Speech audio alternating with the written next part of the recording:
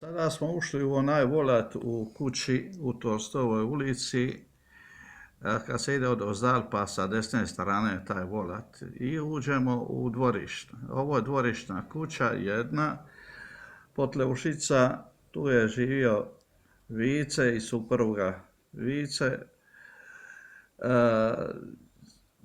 Je bio takav da je bio malo koji put pod gasom, a onda bi mi bacali kamenje na kupe, onda bi on izašao, vika vanka, mi dica vamo iz susjednog dvora, onda bi bilo to paljbe, beštimi i tako dalje. Unutar te kuće ovdje imamo Tolstojeva 14. Tu je Gazdić, Vesna, Branko i Daša. Nažalost, Vesna i Branko su pokojni, a isto tako ispod njih su stanovali obitelj Prijić sa sinovima Zdenkom i Joškom. Joško Prijić, visoki čovjek, Joško, predavao mi je upravnu školu. to je pravi gospodin, bio ljubitelj kazališta, poznavatelj, kulturan, fin, sve u njemu, a njegov brat Zdenko bio inženjer i igraje košarku.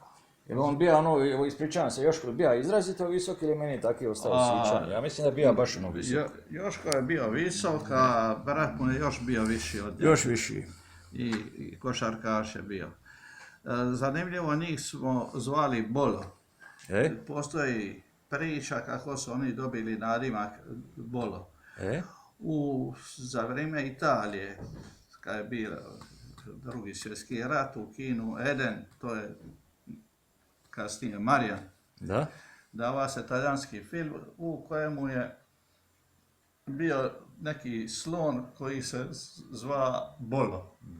I kako je cijela klapa iz Istarske, uključujući i Zdenka, išli su u kino. Kad su izašli na prokurative, onda je pokojni Dale Šarić skočio Jošku na leđa i ajde Bolo, eto. I tako su ostali. Od onda je on ostao Bolo, pa tako i njegov brat Joško, zvali smo ga Bolo.